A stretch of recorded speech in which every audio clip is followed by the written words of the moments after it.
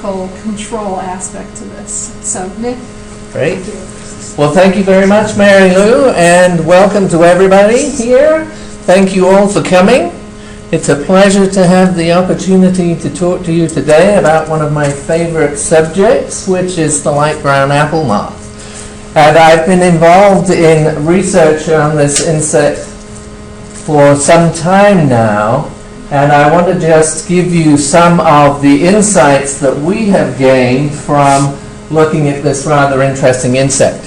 Invasive species. We all know how important invasive species can be.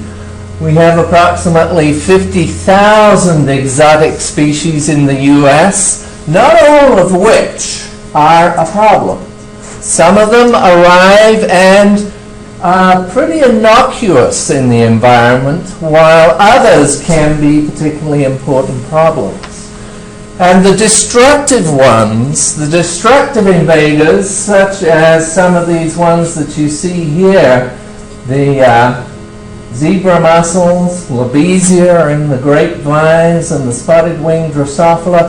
These are the things that we tend to have greatest interest in because they can impact our agricultural crops or they can impact our indigenous species.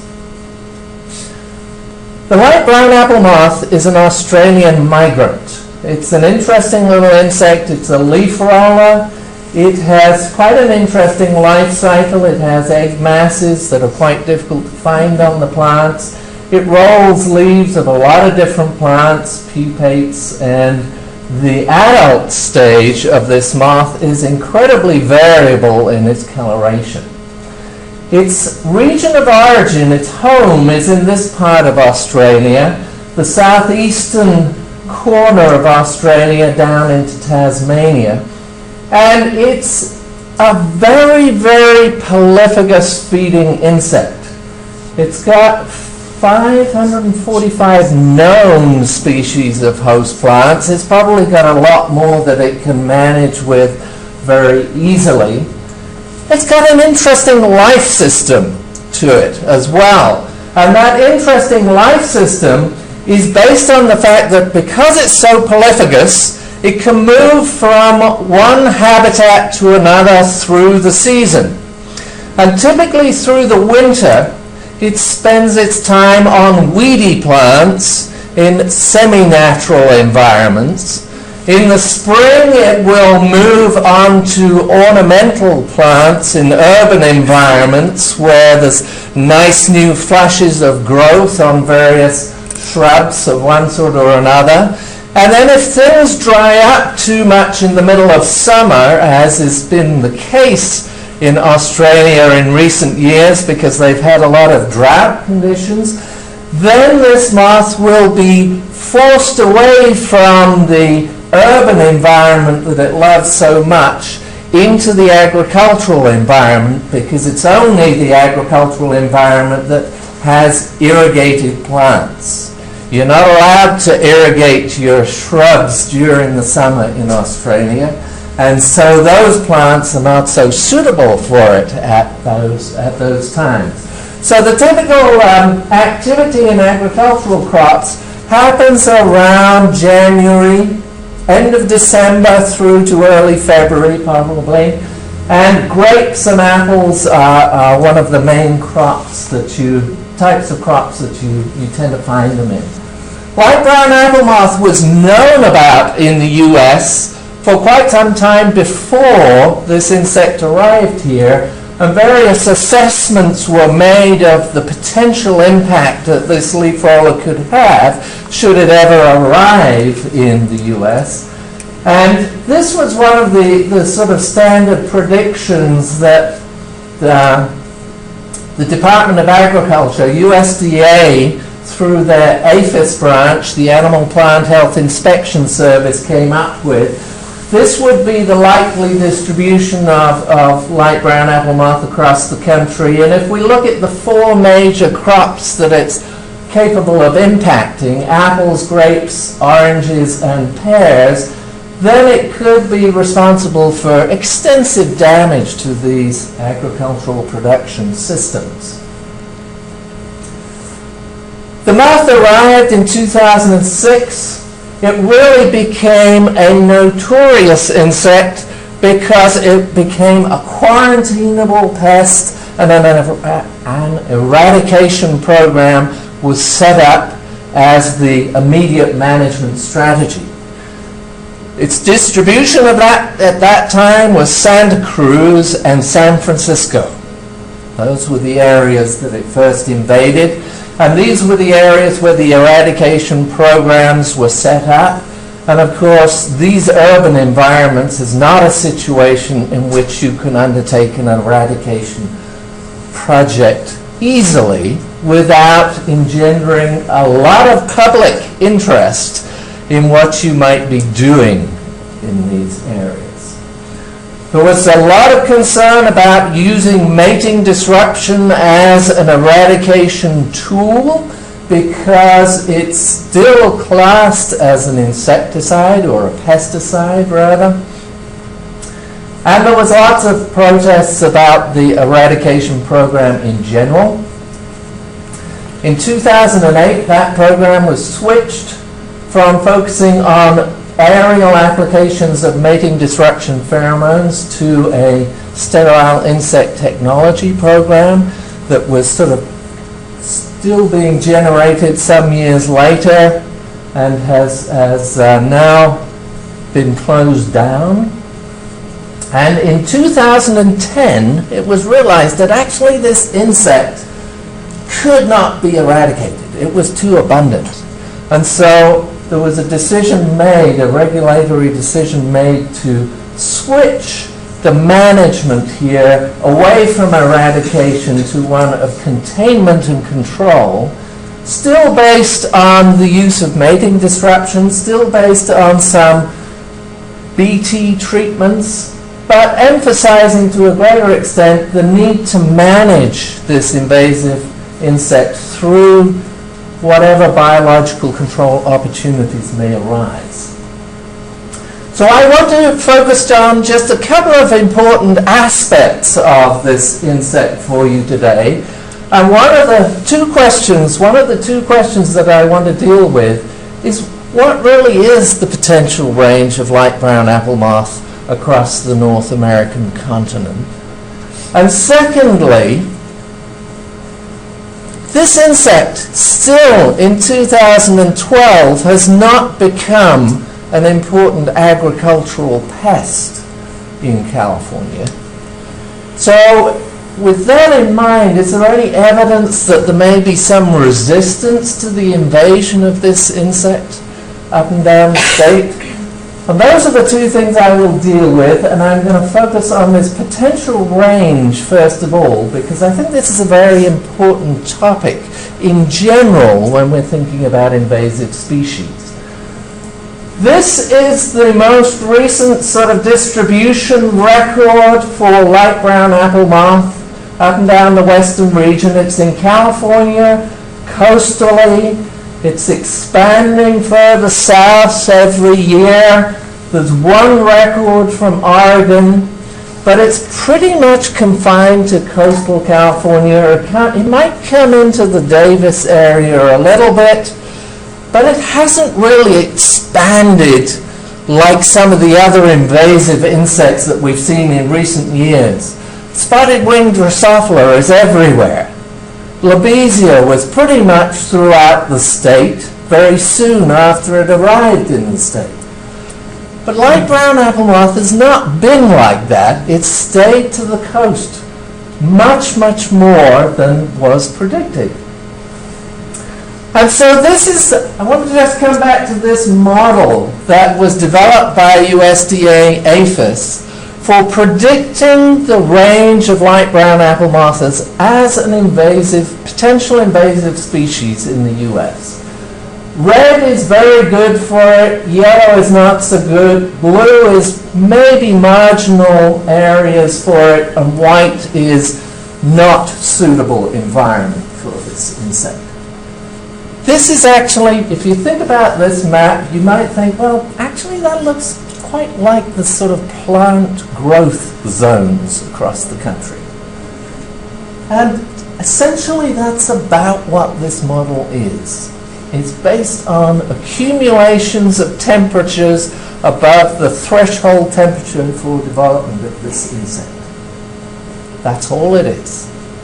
And that is not a very effective model for predicting the potential range of an insect as an invasive species.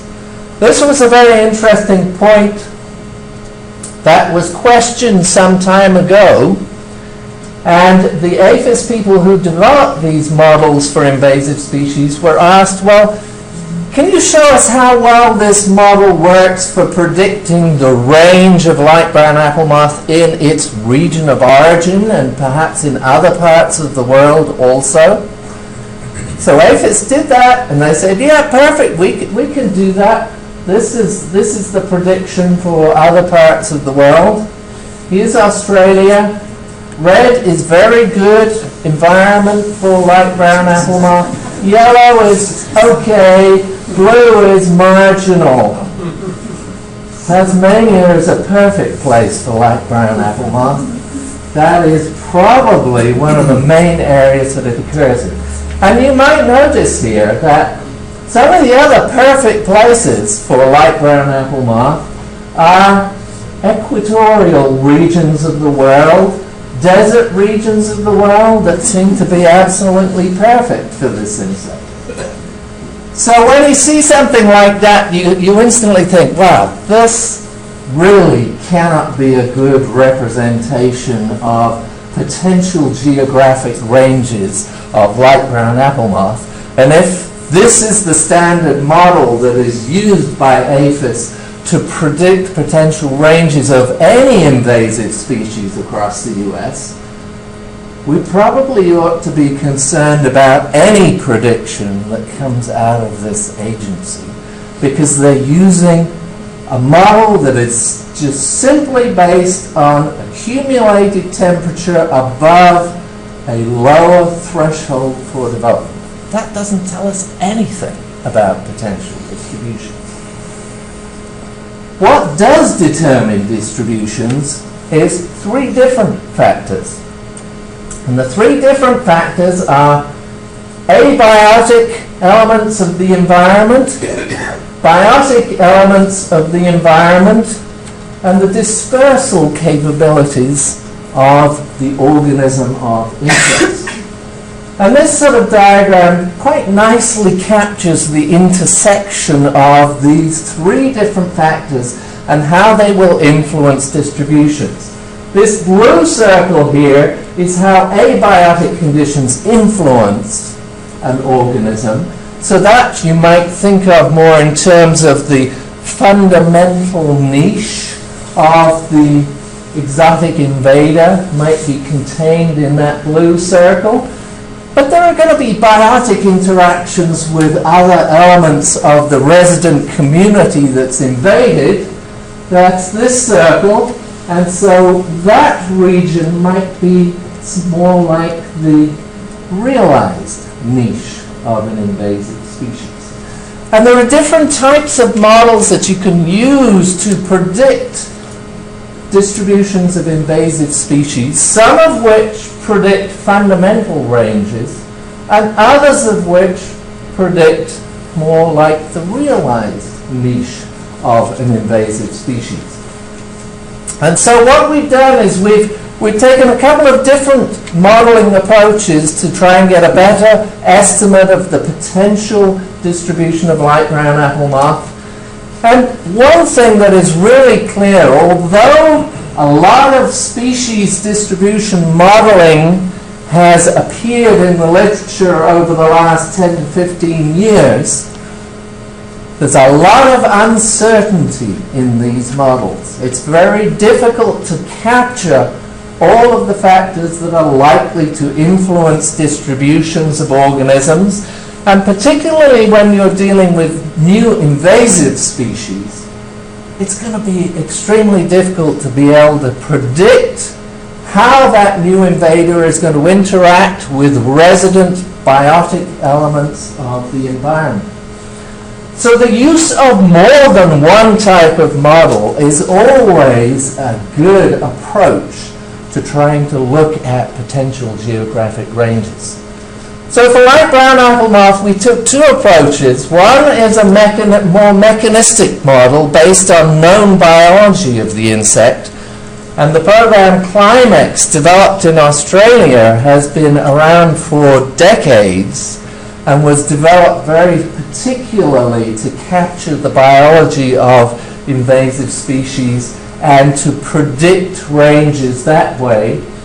But also, more recently, there are a lot of more correlative modeling approaches which just are based on known distributions of organisms in their regions of origin, and you capture the climate that characterizes those known distributions, and then you can subsequently use that to map onto a different geographic region the potential favorable climatic environment that they might find there. So we use these two different approaches. There have been a nice survey done in southeastern Australia for light brown apple moth, and these dots represent all the locations where light brown apple moth was found in Tasmania as well as the mainland here. And this was all done over a period of 2 years. And we took this presence data and we put it into the MaxEnt model, and we used some of this widely available bioclimatic data to develop a model to predict this range in Australia. And the maximum temperature of the warmest month turned out to be the most important of the climatic variables affecting light brown apple moth in this region. But these were some of the other climatic factors that were also built into the model.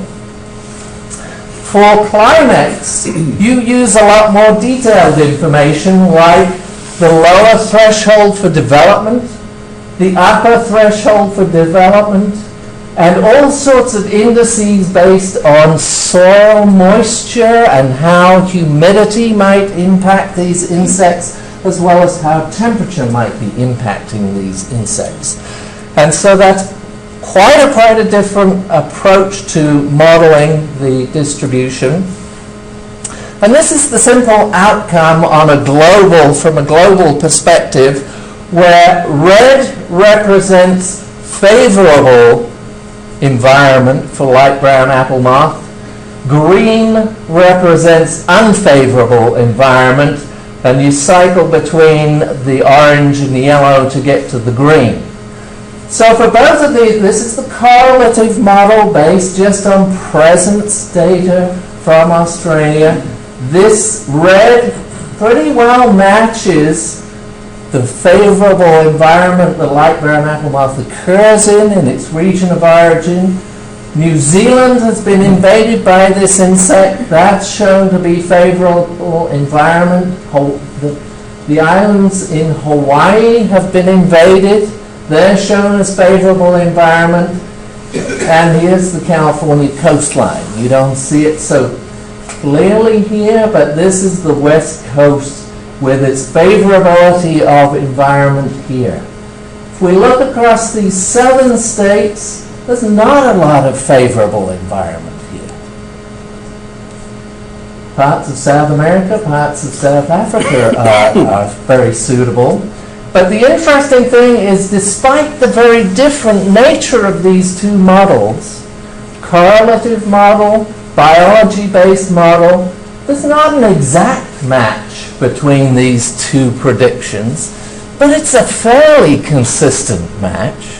It's a fairly consistent match that neither of these models give the whole of the southern half of the country as favorable environment for this insect.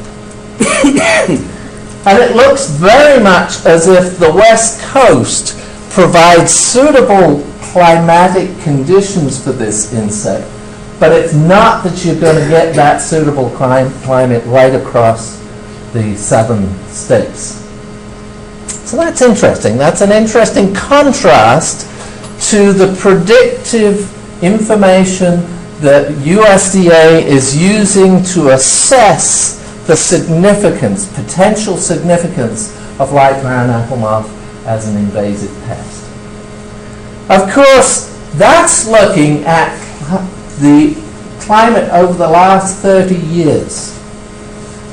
But of course, climate's going to change. So does that mean that California 50 years down the road is going to become much more widely suitable an environment for light brown apple moth? So one of the other things that we can do with these models is to project the warming of the environment and how that's going to change the potential distribution for light brown apple moth across the country. And we did this using just one of the two models, Climex, because it's a more biologically based model, and I think I have a little bit more belief in the validity of that model since it's got more biology built into it. And we took a fairly severe representation of the potential for climate change across the country over the next 50 years or so. 2.88 degrees centigrade rise in temperature by 2080. And we can map how this is going to change the distribution of light brown apple moth. So here you can see coastal California is really the most suitable environment for the insect. What happens as you go through this progression of years is that suitable environment moves northwards, as you might expect. For an insect that is not tolerant of very warm summer conditions, as the climate warms over time, you're going to see these areas up in British Columbia, Washington, again coastal, primarily coastal, but they're going to become more and more suitable environment. California coastline is still going to be suitable, but it's not going to open up other areas of the country to a great extent. There's a little bit of an increase in activity here in 2080. But it's not a vast change, even taking into account the potential for global warming. So I think that's an interesting lesson to be learned about how we think about the potential severity of new invasive species and how, on a national level, we tend to be responding to that. One of the other questions that I wanted to address was this resistance to light brown apple moth invasion. And one thing that we have found over the last few years is that indigenous natural enemies are becoming very important, or resident natural enemies are very important for light brown apple moth. Typically, when you have an invasive species, they don't attract a lot of natural enemy activity from resident natural enemies. Typically, most invasive species have much greater levels of parasitism in their region of origin than they do in the invaded region. And this is a little study that was done back in 1993 by Buck Cornell and Brad Hawkins. Really, most insects in a new region suffer very little from parasitism. And that's why the concept of classical biological control became so popular. In the absence of natural enemies, these invasive species can build their populations to a much greater extent. It's very, very uncommon to see an exotic species attract a lot of attention from resident natural enemies. We've been sampling up and down coastal California, focusing very much on the San Francisco region, where the main host plant for light brown apple moth is the Australian tea tree that grows in San Francisco. In Santa Cruz area, it's the manzanitas, the ornamental manzanitas that are favored by light brown apple moth. And we've been doing some surveying of parasitism in these areas since 2008. And we've done some more intensive surveys in the Berkeley area more recently. And the first thing I want to just tell you about the activity of light brown apple moth, and these different color charts are just for one of our field sites in Santa Cruz, and the different colors represent the different phases of the life cycle, excluding the adults here. Red is first and second instars through to the pupal stage in black. And this is the pattern of activity or the age structure of the population across time, across these years. And really the only take-home message I want you to take from this is that almost every stage in the life cycle is present at every time of the year.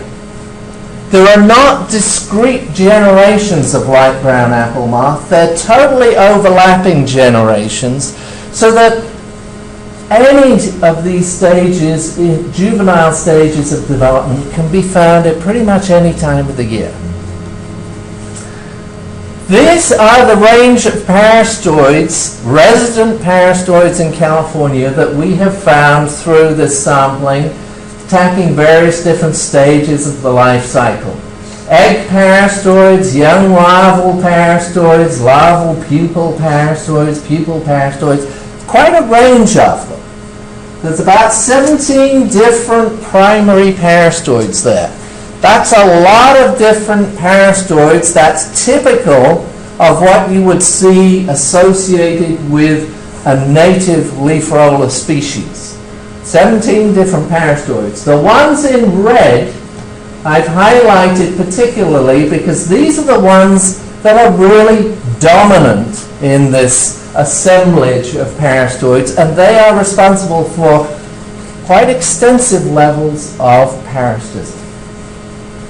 This is just a very simple chart to show you the extent of parasitism by three of these players: the Trichogramma, Meteorus, Ptericus, which is a braconid late larval parastoid, and Pediophilus neem is a gregarious pupal parastoid. Over 80% of the egg masses are being parasitized by Trichogramma fasciatum. We never knew Trichogramma fasciatum occurred in California until light brown apple moth arrived. And now it's parasitizing 80% or more of the egg masses. That's unheard of. Trichogramma never do that to any native insects that we know of. But that's a very impressive level of parasitism. There are 40 to 60 eggs in an egg mass. This parastoid will parasitize every one of them. Most of our other Trichogramma species will parasitize 10 or 15 eggs in an egg mass, and the rest are fine and healthy. A very unusual parastoid. This one is parasitizing up to 40% of the larvae, and maybe 50% of the pupae are being attacked. That's huge in terms of levels of parasitism to expect for a tortricid moth. If we went back to Australia and looked at parasitism of light brown apple moth in Australia, you wouldn't actually see quite that level of parasitism in its native region. This is more extensive parasitism than it experiences as a native insect. So what is the significance of this parasitism? What role might that parasitism be playing in terms of the invasion of light brown apple moth? And so we've looked at this in a couple of different ways. And the first way we tried looking at the effects of parasitism was through a stage-structured matrix model. Very simple model, and there's a lot of there's enough information from Australia to be able to develop a baseline matrix model for this insect based on information from Australia. Dan Thanarayana spent many years working on this insect in Australia, and he's developed some life tables for this moth in the Melbourne area of Australia. And we took his information and we developed this matrix model. The one thing we did was we excluded parasitism from this model. We excluded the amount of parasitism that was observed in Australia because at this time in 2008 we didn't know how much parasitism we were likely to expect in California, and we were really developing this model to look for vulnerability in the life cycle of this insect. If you were to introduce an exotic parasitoid, which stage in the life cycle would be most vulnerable to the addition of parasitism by an exotic parasitoid? Which stage in the life cycle would have the greatest influence on the population growth rate of this insect? So we developed this model, and this was the outcome that we found. Here we've got the outcome of the model plotted in two different ways. Typically, in a stage-structured matrix model, what you'd look for is how survivorship in the different stages of the life cycle contribute to the population growth rate of that insect. And the elasticity gives you a measure of how much that survivorship contributes to population growth rate for the different life stages here.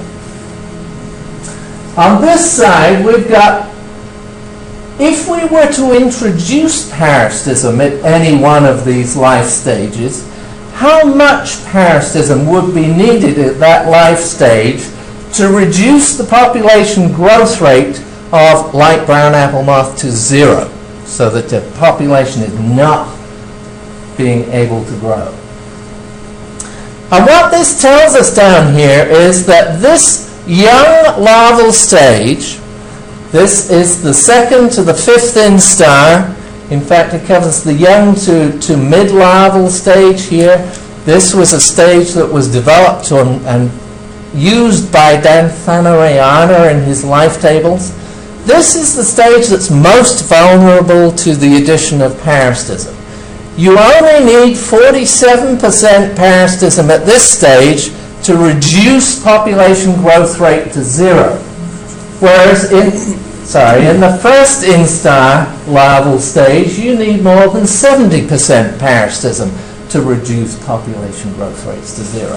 So it's a way of looking to see which life stages would be most vulnerable to introduced exotic parasitism. That was how we developed it originally, but it's also very interesting as a way to be able to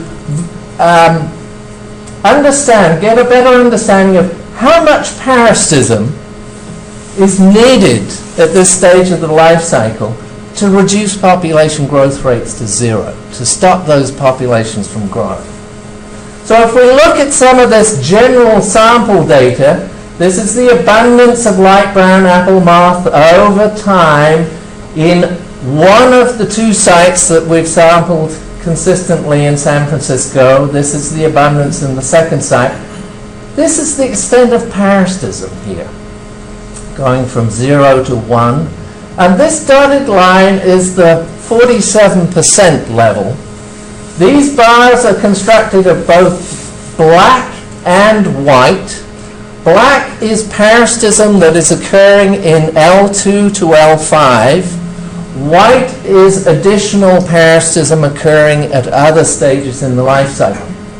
And so what you can see here is that these black bars exceed the level of parasitism needed to reduce population growth rates of light brown apple moth to 0. It doesn't do it all the time, but it does it at various points through the season that we're seeing parasitism by resident parasitoids, which is enough to reduce those populations quite severely. So then you begin to think, well, could parasitism really be driving the change in population abundance of this insect in coastal California. And these graphs plot the per capita population growth rate of light brown apple moths against the parasitism rate. And what you can clearly see, this is the these are the two sites in San Francisco, the two sites in Santa Cruz. And these graphs very clearly show us that parasitism is not driving any change in per capita population growth rate. It may be extensive, but it's not driving any patterns in change in population abundance. So that's one thing that we can learn from that. But here's another interesting element to light brown apple moth in coastal California. If we plot the per capita population growth rate against the light brown apple moth population density at that time, we can see whether there's any density feedback that is happening in light brown apple moth populations in California. And what I think you can see fairly consistently here is we've got some pretty strong declines in population growth rate as light brown apple moth densities increase in each of these 4 sites. That tells us that we've got some pretty strong compensatory feedback here.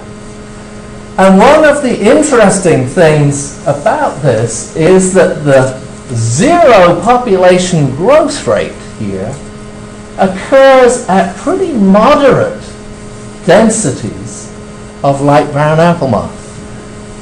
Tea tree in San Francisco, manzanita plants in Santa Cruz, we see very similar patterns here. That once you get to about 10 to 15 light brown apple moth leaf rolls per minute of search of these shrubs, that's the density at which population growth rate has dropped to 0. At higher densities on these plants, we've got negative population growth rates. So there is something else other than parasitism that is influencing these populations and posing some important constraints on the abundance of light brown apple moth on these ornamental plants. We don't know what those factors are at this current time, but we're interested in finding out more. So I want to just summarize for you what we have learned, some of the things that we have learned about light brown apple moth as a very atypical invasive species. And this is not just in California, but anywhere in the world, light brown apple moth would be a very atypical invader. It really highlighted for us the importance of public relations in eradication programs. We had the most spectacular failure that we have seen in a long time in thinking, in the first place, that we could eradicate this insect, and secondly, the way that we went about doing that. I think the other important thing is that it has highlighted for me the total inadequacy of our national agencies in developing sensible information about potential risks from invaders, because they consistently use a geographic distribution model that makes absolutely no sense at all. And I think that's an important lesson. It's one that I have tried to talk with APHIS about, and to the current point in time, they either don't understand the problem or they don't want to know the problem. And it may be a bit of both. it's very interesting that light brown apple moth has attracted far more parasitism from resident parasitoids than we have seen for almost any other insect anywhere else. There's one other great example where a similar thing happened, and that was with bayberry whitefly in Southern California. Resident parasitoids were responsible for the management of that invader. But I don't know of any other examples where this has happened. Why did it happen? I think there's a very simple answer here. Light brown apple moth does not have a diapause. It has no overwintering diapause. It has no summer estivation. There's nothing to stop it presenting favorable life stages to adventurous parasitoid species continuously throughout the year. And that lack of a synchronizing factor has allowed resident parasitoids to have a field day. They don't have to be adapted to this new invader. They can use it anytime. And I think that's probably the answer to the extent of parasitism.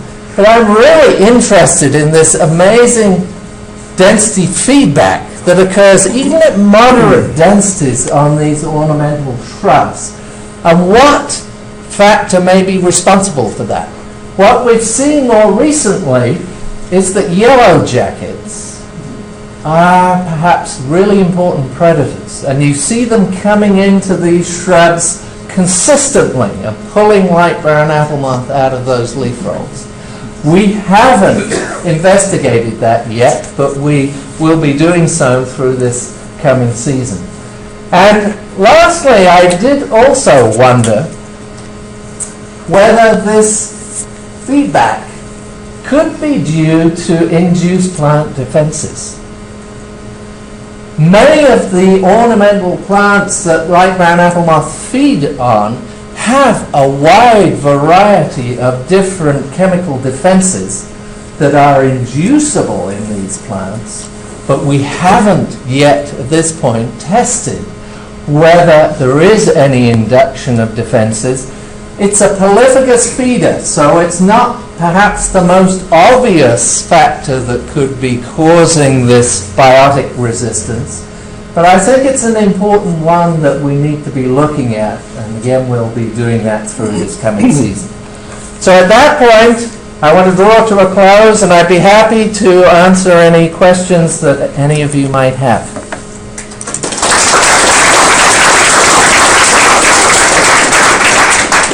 Yeah. Are most of the native parasitoids broad-spectrum parasitoids and leaf-rolling portricids? Do they attack the other polyphagous leaf-rollers in the area? That's a very good question, isn't it? And that's something that I didn't mention anything about at all. It's a question that we have struggled with, and you might have noticed that I've been referring to resident parasitoids rather than native or indigenous parasitoids, because in many cases we don't know that these are actually indigenous species. They may be exotic parasitoids. They tend to be less specialized as far as we know. Very few of them are known from native leaf rolls. And we don't know what the typical hosts of any of these parasitoids is likely to be. Yeah. So you sort of glossed over the politics up front, but you know this. But what many of the audience may not know is that the original policy was they were going to spray monthly for 5 years over the entire Bay Area, Monterey to Sonoma, right in there. And so when you say a public relations failure, is this because of PR or because of bad policy? And the second question, what lessons do you think APHIS learned from this? If you talked to APHIS. Yeah, no, that's a really good point. Was it bad policy or was it just bad PR? I think it was both. Oh, so you think simple answer. I don't think that eradication of a leaf roller through mating disruption is a possibility. It hasn't been demonstrated anywhere in the world that that's a feasible approach to take to eradication. So I think that was a flaw in the first place.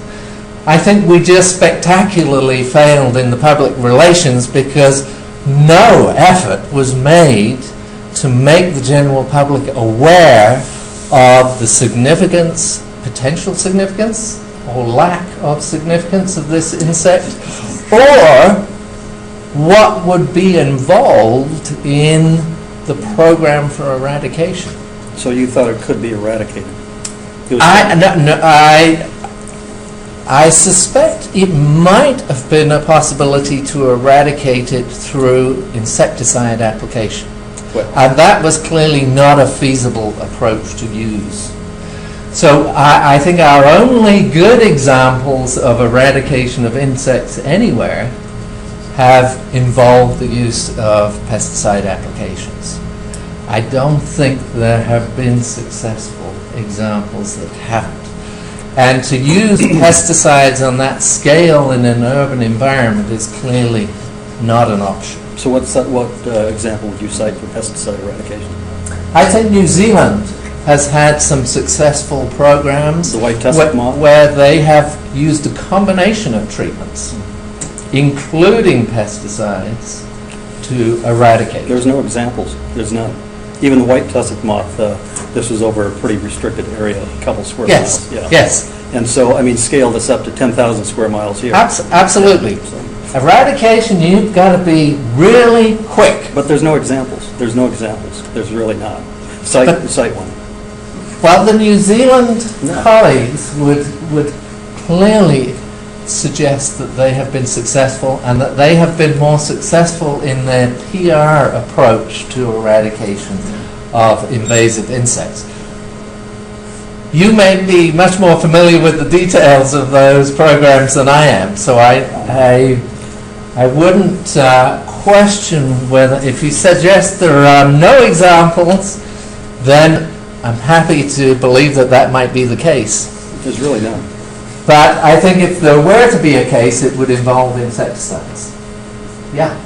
I'm curious about your matrix model result that the parasitoids of the second to fifth instars have so much more of an effect than parasitism to the first instars. Can you explain sort of Why that should be? intuition? Yeah. Well, the population growth rate of any insect is determined by a series of vital rates that characterize its life cycle. So you've got elements like fecundity that can potentially influence population growth rates. You've got survivorship at different stages of the life cycle that can affect population growth rates. And you've got development rates also play an important role in integrating to give you a population growth rate for a particular insect. So the life strategies, the life cycles of insects can vary a lot in terms of their fecundity versus development times versus typical survivorship through the different stages. And so you can have different points of vulnerability in the life cycle of an insect depending on the characteristics of its life cycle in terms of these vital rates.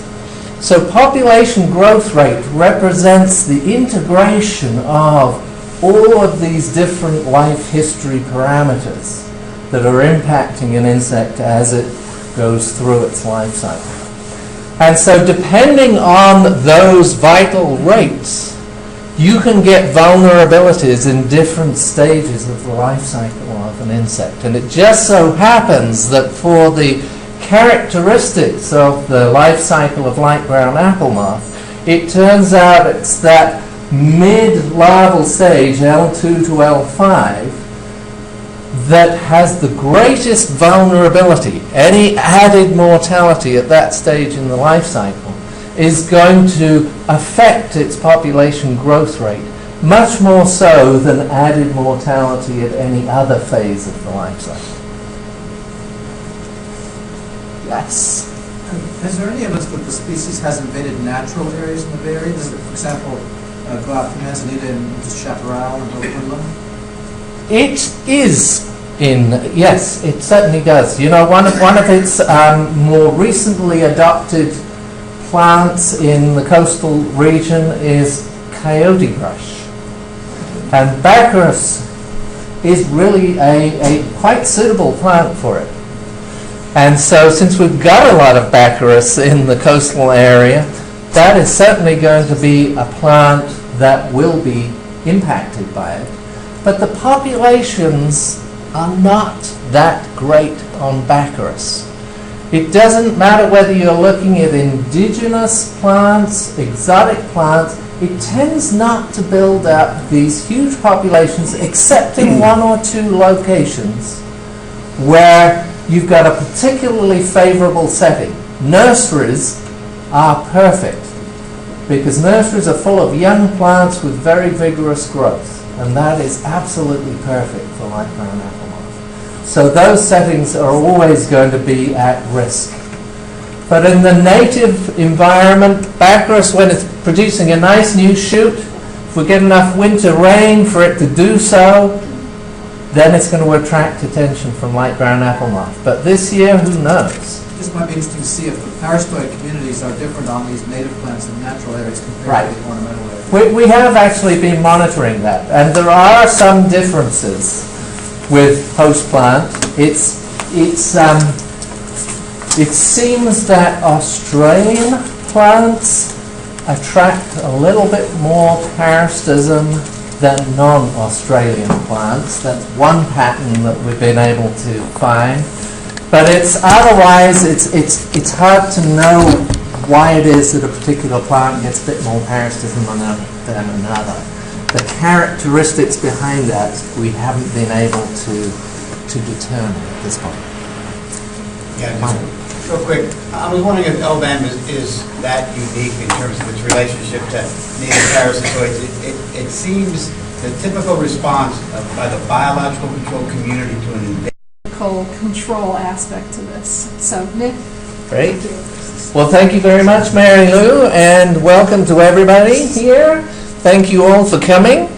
It's a pleasure to have the opportunity to talk to you today about one of my favorite subjects, which is the Light Brown Apple Moth. And I've been involved in research on this insect for some time now, and I want to just give you some of the insights that we have gained from looking at this rather interesting insect. Invasive species. We all know how important invasive species can be. We have approximately 50,000 exotic species in the U.S., not all of which are a problem. Some of them arrive and are pretty innocuous in the environment, while others can be particularly important problems. And the destructive ones, the destructive invaders, such as some of these ones that you see here, the irrigated plants. You're not allowed to irrigate your shrubs during the summer in Australia, and so those plants are not so suitable for it at those times. So the typical activity in agricultural crops happens around January, end of December through to early February probably. And grapes and apples are one of the main types of crops that you tend to find them in. Light Brown Apple Moth was known about in the U.S. for quite some time before this insect arrived here, and various assessments were made of the potential impact that this leaf roller could have should it ever arrive in the U.S. And this was one of the sort of standard predictions that the Department of Agriculture, USDA, through their APHIS branch, the Animal Plant Health Inspection Service, came up with. This would be the likely distribution. Zebra mussels, Labesia are in the grapevines, and the spotted-winged Drosophila. These are the things that we tend to have greatest interest in because they can impact our agricultural crops, or they can impact our indigenous species. The Light Brown Apple Moth is an Australian migrant. It's an interesting little insect. It's a leaf roller. It has quite an interesting life cycle. It has egg masses that are quite difficult to find on the plants. It rolls leaves of a lot of different plants, pupates, and the adult stage of this moth is incredibly variable in its coloration. Its region of origin, its home, is in this part of Australia, the southeastern corner of Australia down into Tasmania. And it's a very, very prolific feeding insect. It's got 545 known species of host plants. It's probably got a population of light brown apple moth across the country. And if we look at the 4 major crops that it's capable of impacting, apples, grapes, oranges, and pears, then it could be responsible for extensive damage to these agricultural production systems. The moth arrived in 2006. It really became a notorious insect because it became a quarantinable pest, and an eradication program was set up as the immediate management strategy. Its distribution of that at that time was Santa Cruz and San Francisco. Those were the areas that it first invaded, and these were the areas where the eradication programs were set up. And of course, these urban environments is not a situation in which you can undertake an eradication project easily without engendering a lot more that it can manage with very easily. It's got an interesting life system to it as well. And that interesting life system is based on the fact that because it's so prolificous, it can move from one habitat to another through the season. And typically through the winter, it spends its time on weedy plants in semi-natural environments. In the spring, it will move on to ornamental plants in urban environments where there's nice new flashes of growth on various shrubs of one sort or another.